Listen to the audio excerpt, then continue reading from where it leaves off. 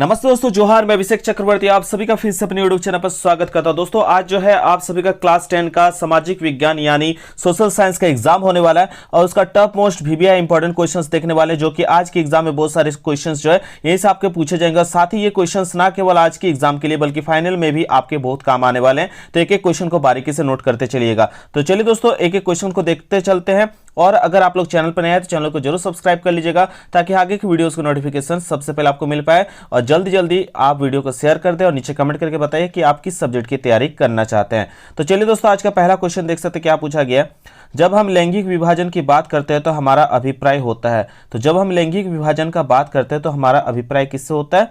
समाज द्वारा स्त्री और पुरुष को दी गई असमान भूमिकाएं। क्योंकि हमारे जो यहाँ पे आप देखते हैं, यहाँ पे कुछ काम जो है बचपन से ही लड़कियों को बांट दिया जाता है, कुछ काम लड़कों में बांटा जाता है। यानी बचपन से ही जो है आप देख सकते हैं लड़का और लड़की में अंतर शुरू से ही किया जाता है। तो यानी क्या होगा? समाज द्वारा स्त्री और पुरुष को दी गई असमान भूमिका ही जो है क्या बताता है? लैंगिक विभाजन को। याद रखिएगा, ठीक है। चलिए नेक्स्ट क्वेश्चन की ओर चलते हैं। क्वेश्चन नंबर 2 क्या पूछा गया है? भारतीय संविधान के बारे में इनमें से कौन सा कथन गलत है? तो यहाँ गलत पूछा है, ठीक है। तो देखिएगा सब जगह ही ठीक है, लेकिन यहाँ पे एक ऑप्शन जो है गड़बड़ दिया है।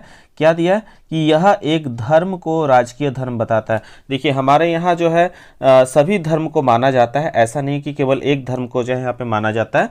तो इसलिए जो है ये ऑप्शन ख नंबर जो ऑप्शन है यहाँ पे ये गलत है, और हमें गलत ही खोजने के लिए बोला गया, तो ख यहाँ पे करेक्ट हो जाएगा, ठीक है।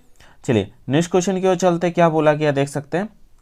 संविधान के किस अनुच्छेद द्वारा अस्पृश्यता को समाप्त कर दिया गया? यानी अस्पृश्यता का मतलब होता है छुआछूत का अंतर, यानी जात पात, ठीक है। बहुत कोई देखते होंगे जो गांव एरिया में रहते हैं, अभी भी जो है ऊंचा जात नीचा जात करके छुआछूत का भावना को लेकर चल रहा था। ये बहुत पुराना चल रहा था। तो इसको जो है समाप्त करने के लिए किस अनुच्छेद में बात किया गया है? तो आप याद रखिएगा कौन सा? संविधान के अनुच्छेद जो है 17 में जो है अस्पृश्यता को समाप्त करने का बात किया गया, छुआछूत का अंत करने का बात किया गया, ठीक है। इसको याद रखिएगा। नेक्स्ट क्वेश्चन की ओर चलते हैं। क्या पूछा गया? भारत में मुद्रा कौन जारी करता है? तो ऑफकोर्स याद रखिएगा कौन जारी करता है? Reserve bank of India. आप नोट के ऊपर में देखिएगा RBI लिखा रहता है, ठीक है। और नोट के नीचे में सिग्नेचर किसका रहता है? रिजर्व बैंक ऑफ इंडिया के गवर्नर का साइन रहता है। तो यहाँ पे कौन नोट जारी करता है मुद्रा? तो याद रखिएगा भारतीय रिजर्व बैंक, ठीक है, RBI। चलिए नेक्स्ट क्वेश्चन की ओर चलते हैं। क्या पूछा गया? करेंसी मुद्रा का कौन सा रूप है? तो अभी के टाइम में करेंसी जो है अभी के समय में प्रचलित है, तो यहाँ पे मॉडर्न जो होगा करेक्ट आंसर हो जाएगा। नेक्स्ट क्वेश्चन की ओर चलते हैं। भारत में नई आर्थिक नीति कब लागू की गई?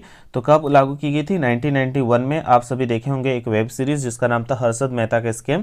उस समय में जो है भारत की आर्थिक जो है अर्थव्यवस्था काफ़ी ज़्यादा डगमगाई हुई थी।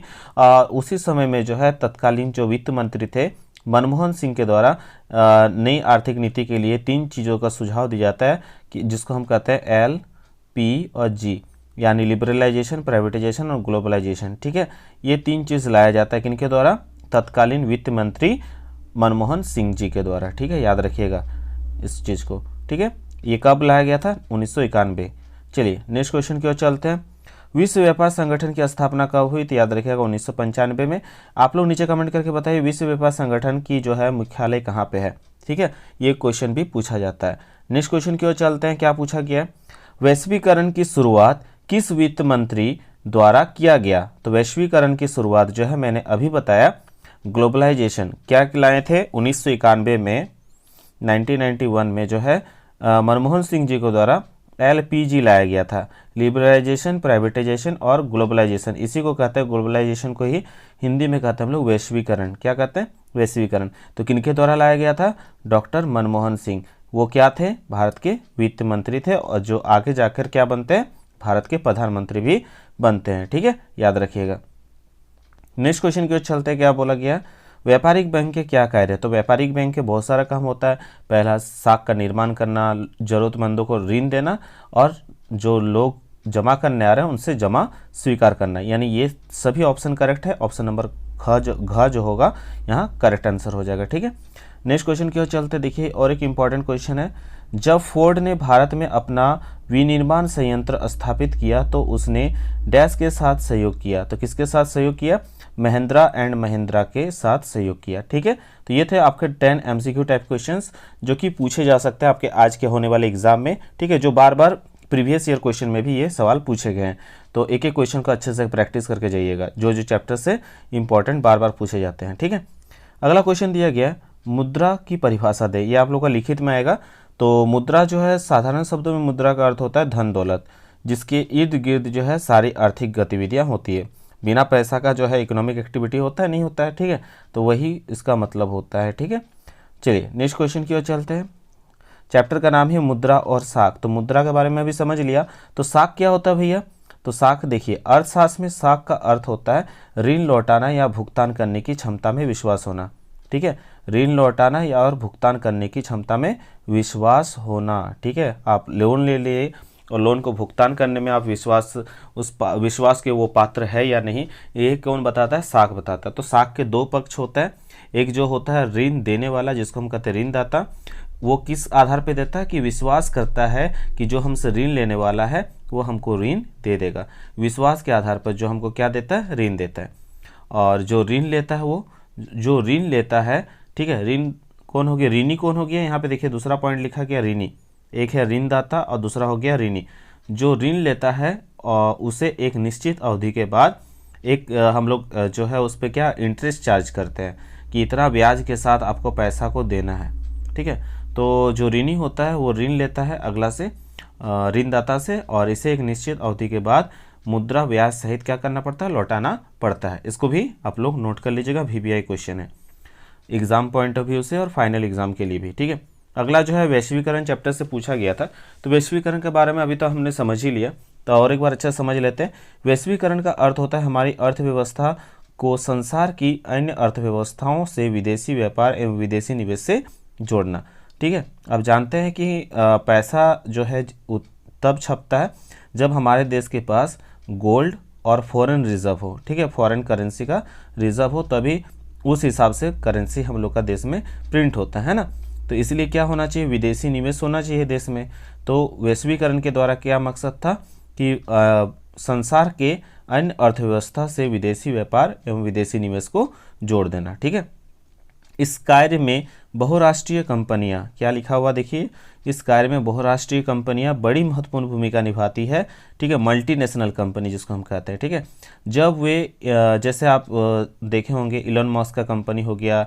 ठीक है, उसके बाद और भी कई बड़े बड़े कंपनीज़ हैं जो भारत में आकर अपना कंपनी को बैठाकर यहाँ के लोगों को रोज़गार भी देते हैं, और यहाँ जो है यहाँ पे निवेश करने से बहुत सारा हमें फॉरेन करेंसी भी मिलता है। ठीक है, तो क्या होता है, अपनी इकाइयों से अनेक देशों में हम क्या कर सकते हैं? स्थापित भी कर सकते हैं। हम दूसरे देशों को मौका देंगे तो हमारे देश के भी जो कंपनी है उनको भी बाहर में क्या मिलेगा? मौका मिलेगा। जैसे आप जानते हैं टाटा कंपनी का, टाटा का जो है बहुत सारे देशों में जो है इसका ब्रांचेस है, लगभग 30 से ऊपर में।